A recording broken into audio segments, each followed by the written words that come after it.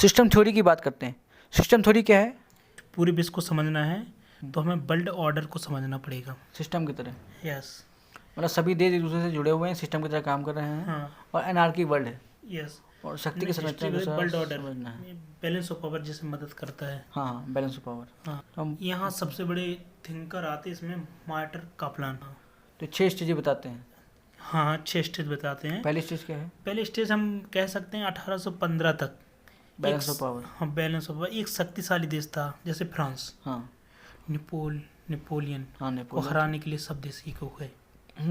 देखिए, तो मतलब बैलेंस पावर हो गया कि हाँ। एक को बैलेंस करने के लिए दूसरा शक्तिशाली गुट तैयार हो गया। दूसरा कह सकते हैं सेकंड वर्ल्ड वॉर तक रूज बाइपोलर था। धीरे धीरे यूएसए रसिया बाइपोलर बनने लगा। मतलब अभी एकदम संरचना एकदम स्ट्रांग नहीं हुई थी। स्ट्रॉन्ग नहीं हुई थी, मतलब लूज बाइपोलर। हाँ। और फिर क्या हुआ? थर्ड कह सकते हैं हम लोग 1945 से 1950 तक टाइट बाइपोलर। टाइट बाई 19 तक कोल्ड वॉर तक। Yes yes yes, tight bipolar बन ये गया। 45 साल टाइट बाइपोलर का मतलब क्या हुआ? ये यूएसए और यूएसआर हाँ। स्ट्रॉन्ग कंट्री, सुपर पावर के रूप में उभरे। हाँ, सही है।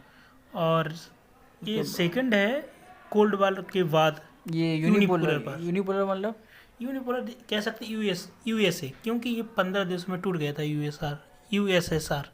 तो टूट गया तो एकमात्र शक्तिशाली वीक हो गया, अब एक स्ट्रॉन्ग हो गया। हाँ। तो उसको यूनिपोलर मार्टर कापलान बोलने जो है, और एक तरह से ठीक भी दिखता है। सेकंड नेक्स्ट है यूनिट वीटो। ये यूनिट वीटो क्या है आप बताइए। यूनिट वीटो का मतलब ये जो सिस्टम नहीं है आपका, ये यूनाइटेड नेशन वाला। यूनाइटेड नेशन के अंदर बहुत सारे शक्तिशाली देश हो चुके हैं, और अब कोई एक देश अपना वीटो लगा देता है। जैसे कि भारत लगा देता है कभी, नहीं जो रशिया लगा देता है, कभी चाइना लगा देता है। तो सभी देश वीटो खेलते रहते हैं, तो एक दूसरे में प्रस्ताव में वीटो लगा देते हैं। तो बेसिकली यूएन की स्ट्रक्चर है, तो यूएन को लेकर कि यूएन एक सरकारी विश्व सरकार आ चुकी है, ये उसकी स्थापना हो चुकी है। तो यूएन एक शक्तिशाली है, अब उसी का राज चलेगा, तो ये हुआ है। लेकिन वीटो लगा देते सब लोग। सिक्योरिटी काउंसिल का इंपॉर्टेंट रोल है वीटो पावर में, इसीलिए इसको वीटो सिस्टम भी कहते हैं। Next multipolar. मल्टीपोलर का मतलब ये कि अब बहुत सारी शक्ति हो चुकी हैं। अमेरिका है, चाइना है, भारत है, रशिया है, और जर्मनी है, जापान है, हाँ यूके है, फ्रांस है, हाँ फ्रांस हो गया, ब्राज़ील भी उभर रहा है। हाँ ब्राज़ील भी उभर रहा है। तो कह सकते हैं इस विश्व के अंदर बहुत सारी शक्ति के नए नए समीकरण आ रहे हैं। शक्ति के आधार पर विश्व व्यवस्था का विश्लेषण करते हैं, मतलब ये कह सकते हैं सर। अब बात करते हैं फेमिनिज्म की।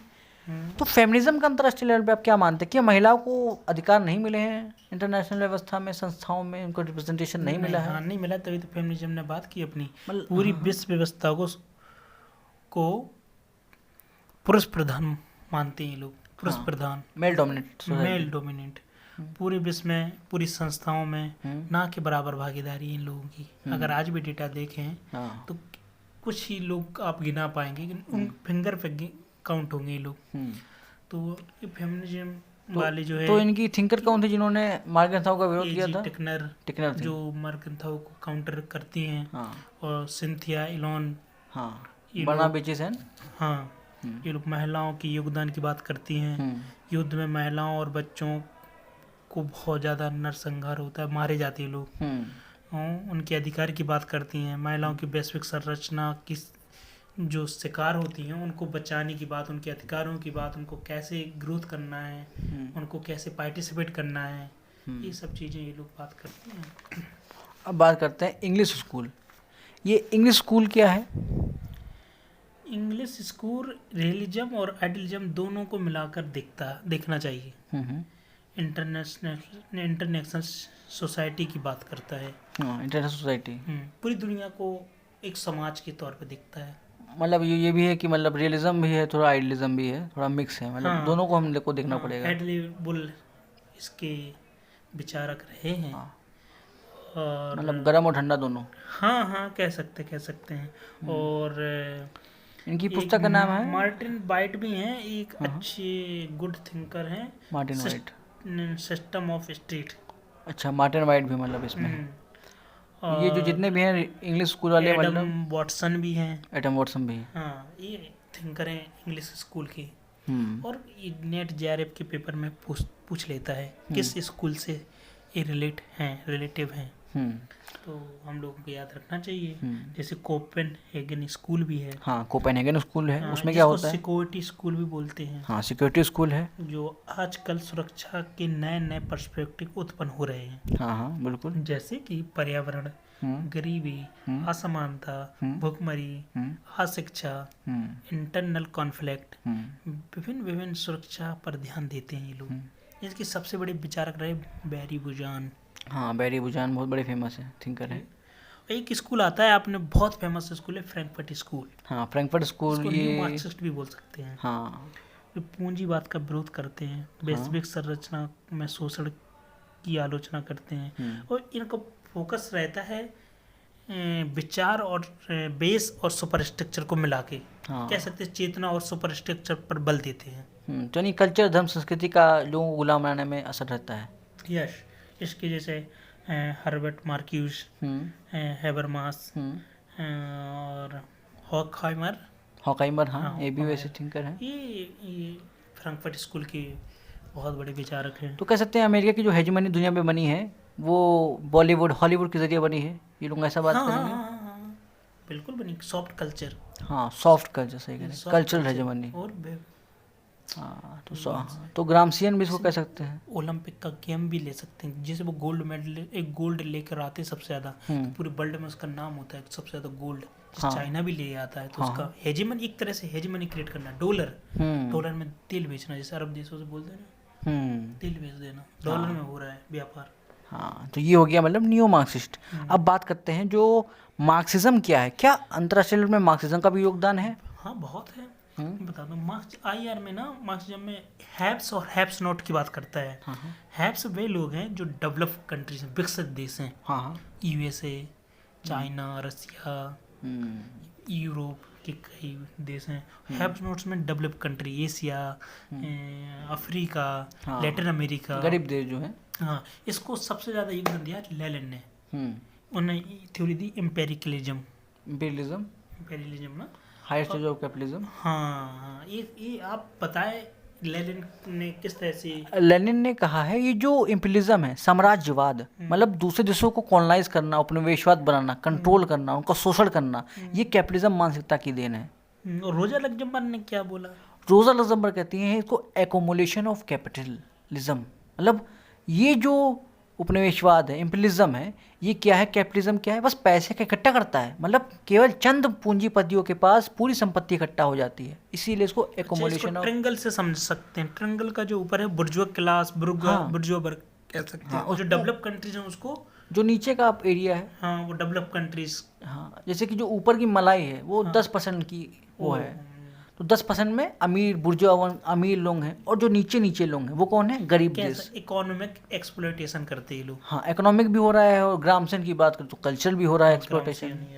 बॉलीवुड के जरिए मैकडोनाइजेशन हो रहा है, तो ये भी हो रहा है। अच्छा, तो ये डिपेंडेंसी थ्योरी इसी से रिलेटेड है क्या? हाँ बिल्कुल, डिपेंडेंसी थ्योरी जो है वो मार्क्सिज्म का ही रूप है, क्योंकि ये कहता है कि इतना शोषण किया है थर्ड वर्ल्ड डेवलपिंग कंट्रीज का कि वो डिपेंड हो चुके हैं।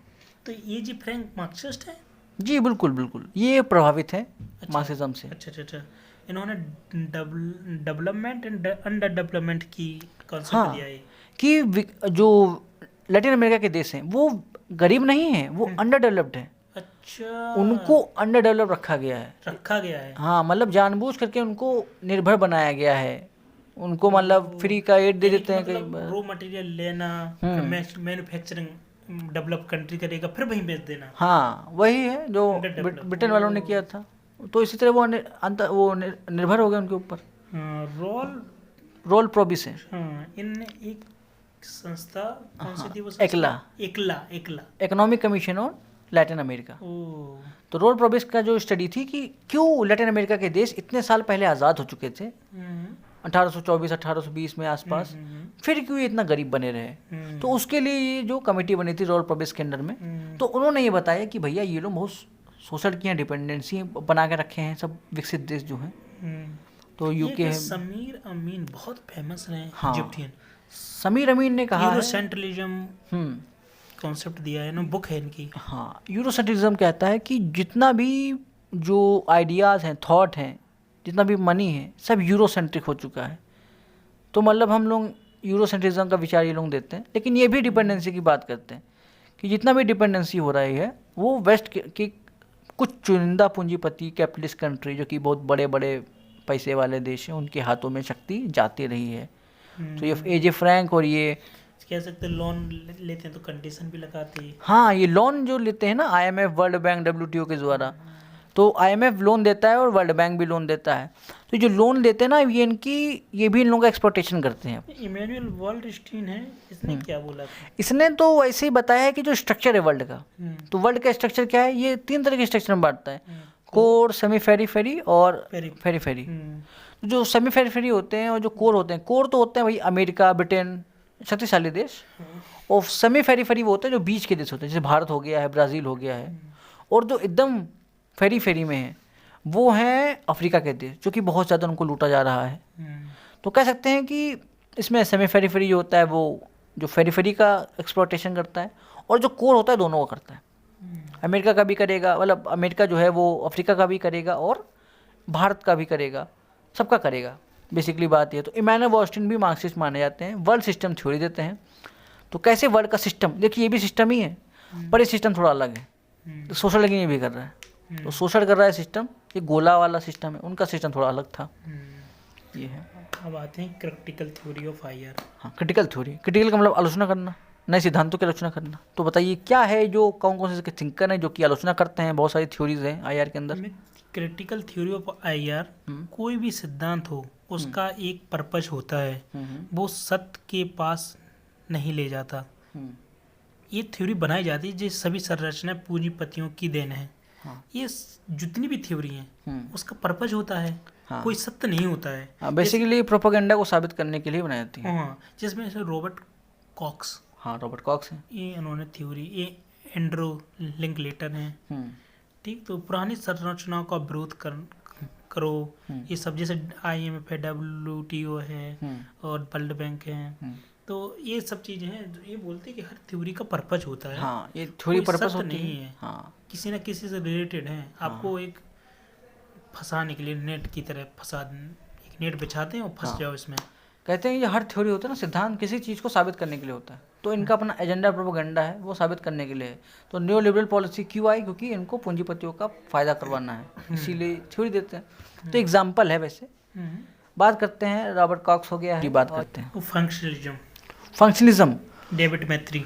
हाँ, डेविड मैत्री कहते हैं UN और UN के एजेंसीज की, जैसे कि WHO, वर्ल्ड बैंक, जितने भी संस्थाएं हैं UN की, यूनेस्को, ये सभी राजनीति को छोड़ करके सब शांति की स्थापना करेंगी। क्योंकि डेविड मैत्री कहते हैं, जो फंक्शनलिज्म की थ्योरी है, कि विश्व में शांति लानी है, सहयोग लाना है, लेकिन बिना राजनीति, क्योंकि राजनीति युद्ध करवाती है।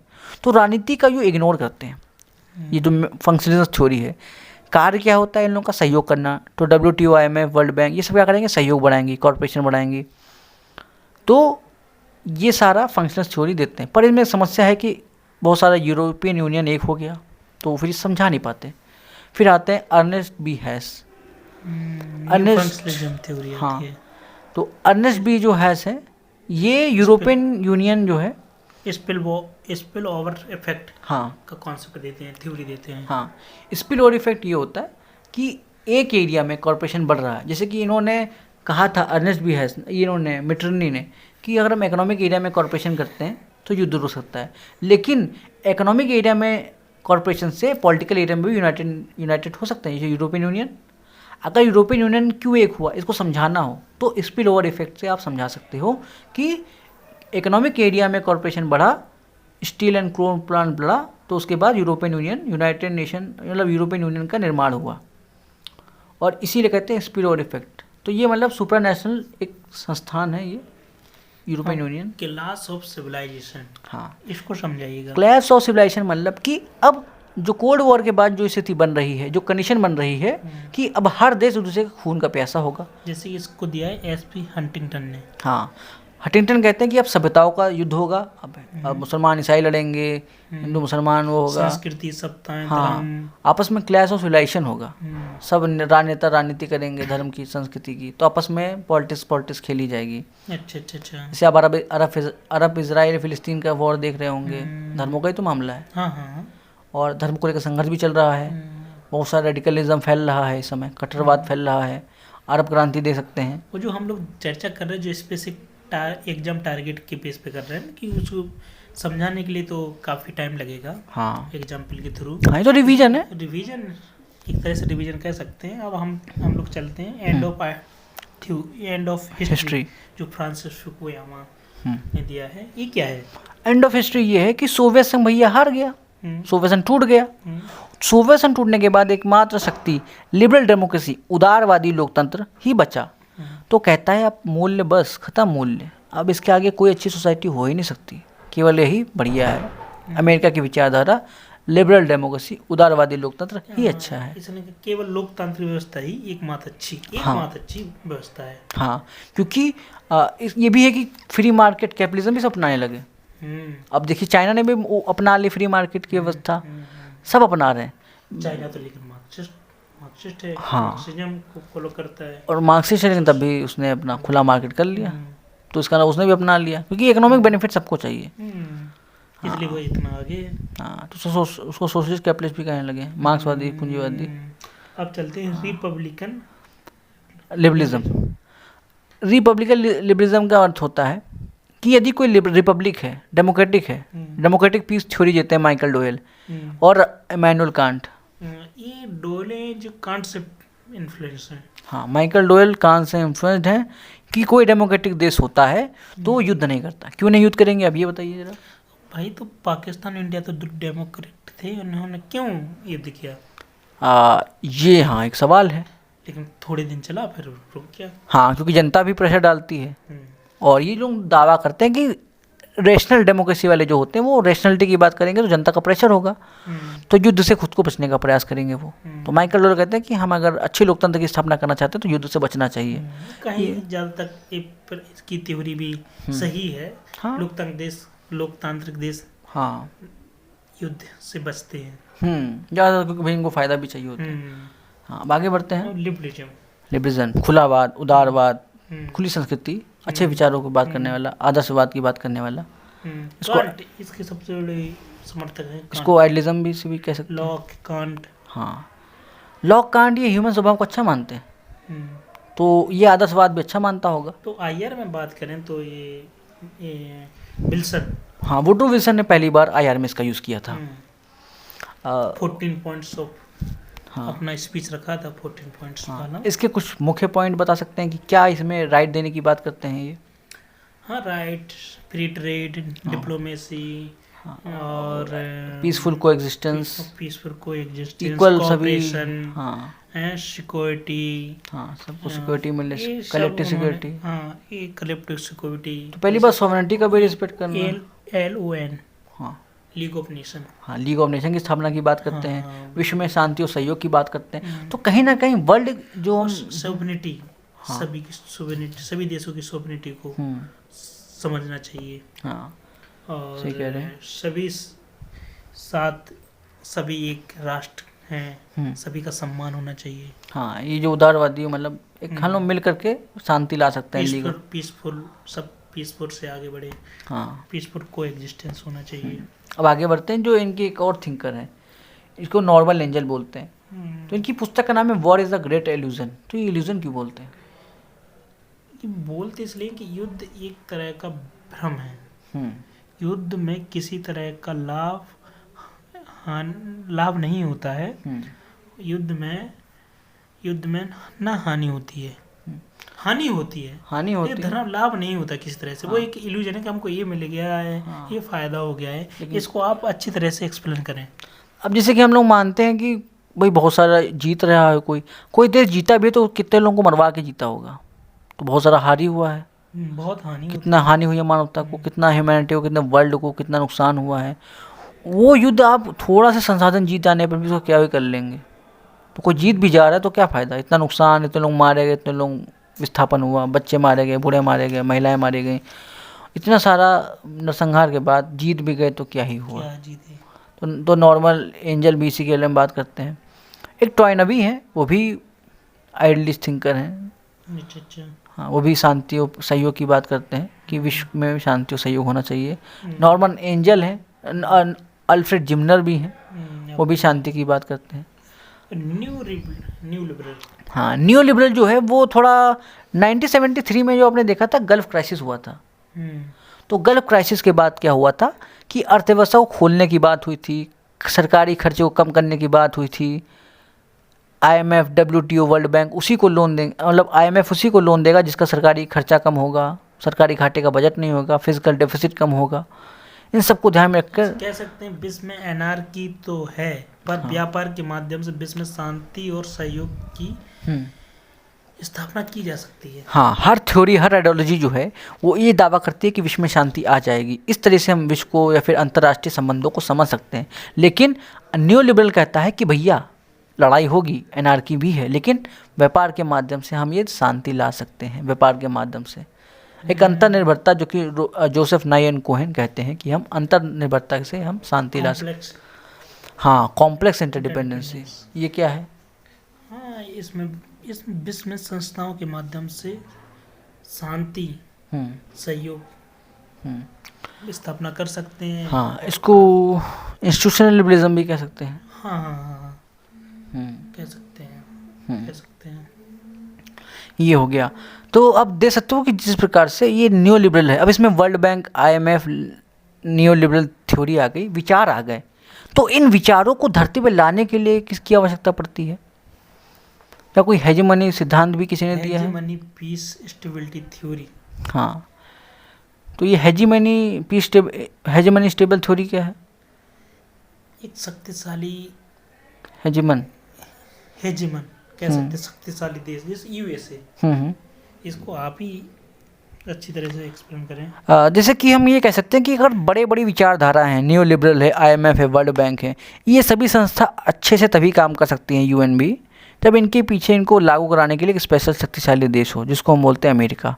अमेरिका को चार्ल्स किंडलबर्गर एक थिंकर है, वो कहते हैं ये अमेरिका का शक्तिशाली होना बहुत ज़रूरी है, तभी विश्व में शांति आ पाएगी। इसीलिए अमेरिका की हेजेमनी होनी चाहिए, जो कि वर्ल्ड वॉर के बाद, मतलब कोल्ड वॉर के बाद होती है। तो यूनिपोलर वर्ल्ड में अमेरिका के थ्योरी को सच साबित करने के लिए, जैसे हम रॉबर्ट कॉक्स की बात करते हैं कि एजेंडे को साबित करने के लिए थ्योरी देते हैं। अब इससे क्या होता है? इससे विश्व में ग्लोबलाइजेशन आ जाता है। चार्ल्स किंडलबर्गर के बाद तो LPG लागू हो जाती है, नए नए व्यापार होने लगते हैं। तो इसके बाद क्या सिद्धांत आता है? ग्लोबलाइजेशन की थ्योरी। अब हम लोग ग्लोबलाइजेशन यानी पॉलिटिकल इकोनॉमी में आ चुके हैं। अब ये बताइए पॉलिटिकल इकोनॉमी में क्या क्या आता है? ग्लोबलाइजेशन में मतलब क्या क्या सिद्धांत हैं? ग्लोबलाइजेशन के सपोर्टर कौन कौन हैं, ये बताइए। हाइपर ग्लोबलिस्ट कौन है? ये है भाई थॉमस फ्रीडमैन। हाँ, थॉमस फ्रीडमैन, मार्शल मैक्लुहान, और ये हैं केनिचियो है, मार्शल मैक्लुहान। अजीब हैं। हाँ नाम पढ़ने में, सुनने में, बोलने में बहुत डिफरेंस है। हाँ, जैसे केनिचियो है, हमें तो जो केनिची निंजा हथौड़ी वाले केनिची है उनसे याद होता है। ये बताइए हाइपर ग्लोबलिस्ट क्या होता है? हाइपर ग्लोबलिस्ट ये होते हैं जो बहुत समर्थक होते हैं, मतलब दिल खोल कर लट्टू हो जाते हैं। हाइपर ग्लोबलिस्ट सब चंगा, सब बढ़िया है, मस्त है, तो मेरा कोई कमी नहीं है। मतलब ये कहेंगे कि जो ग्लोबलाइजेशन अपनाएगा, वो मार्केट में जा रहा है, वो उसके जीवन का लाइफस्टाइल अच्छा हो गया है, हर देश को फायदा हो रहा है।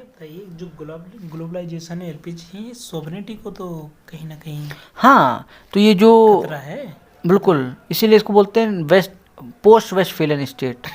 खतरा भी है कि अब राज्य के काम कम होने चाहिए, राज्य को बहुत सारे काम नहीं करना चाहिए, जैसे पब्लिक पॉलिसी बनाना।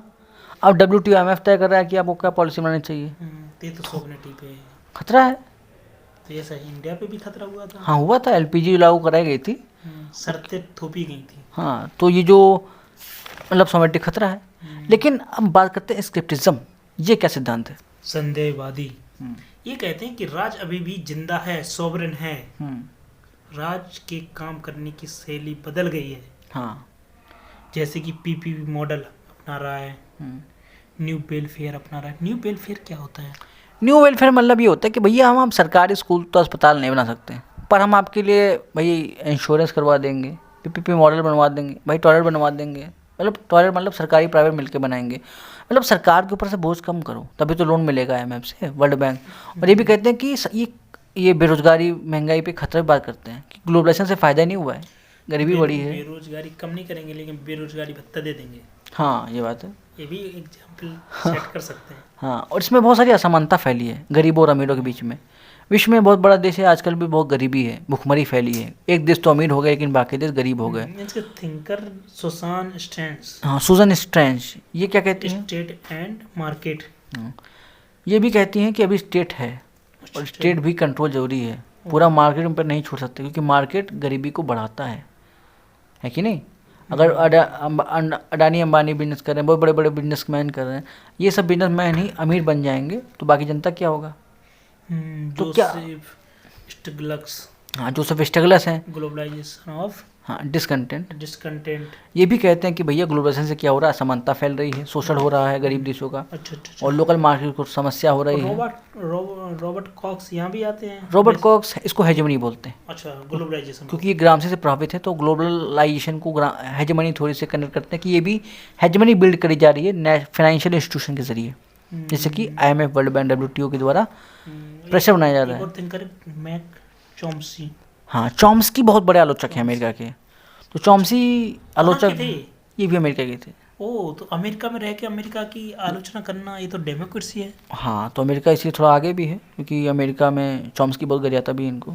अच्छा। तो ये लोकतंत्र को, अब उसमें वो आलोचना क्या करते हैं, प्रॉफिट और पीपुल, मतलब आप केवल प्रॉफिट के बारे में सोच रहे हो, आपको मानवता की चिंता नहीं है, मतलब केवल प्रॉफिट के बारे में सोच रहे हैं, आपको मानवता की चिंता नहीं है, आपको ह्यूमैनिटी की चिंता नहीं है, केवल प्रॉफिट के चक्कर में पड़े हुए हो, भोगो और भोगते जाओ, मतलब मानवता की सोचनी नहीं है।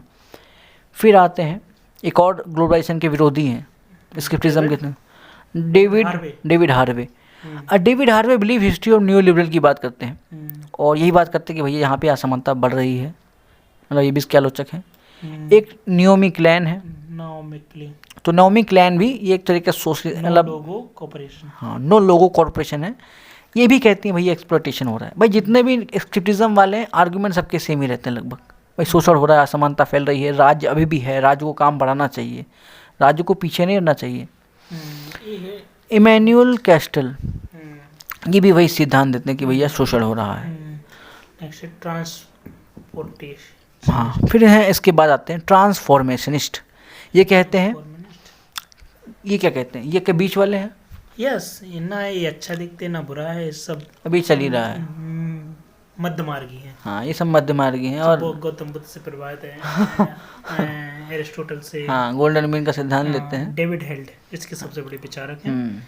कुछ जगह फायदा है, कुछ जगह नुकसान है। एंथनी गिडेंस भी हैं, हमारे यहाँ के जगदीश भगवती हैं। जगदीश भगवती इनका क्वेश्चन भी आता है, तो जगदीश भगवती फेमस सिंगर है, तो जगदीश भगवती ट्रांसफॉर्मिस्ट है। ये भी कुछ तारीफ भी करते हैं कि ग्लोबलाइजेशन से फ़ायदा भी होता है, देशों को ग्लोबलाइजेशन अपनाएंगे तो उनको फ़ायदा होगा, मार्केट को फ़ायदा होगा, देश को फ़ायदा होगा। ये इकोनॉमिस्ट हैं बेसिकली, तो ये इनको फ़ायदा भी होता है। तो हम कह सकते हैं कि इस प्रकार से देशों को फ़ायदा होता है और नुकसान भी होता है, क्योंकि कहते हैं कि गरीबी भी हटानी चाहिए, उनको प्रयास करने चाहिए स्टेट को गरीबी हटाने के, एक अच्छी व्यवस्था बनाने के लिए। तो ये हो गया मतलब इसके ट्रांसफॉर्मेशनिस्ट व्यू, मतलब हमने तीनों चर्चा कर ली ग्लोबलाइजेशन की डिबेट को लेकर।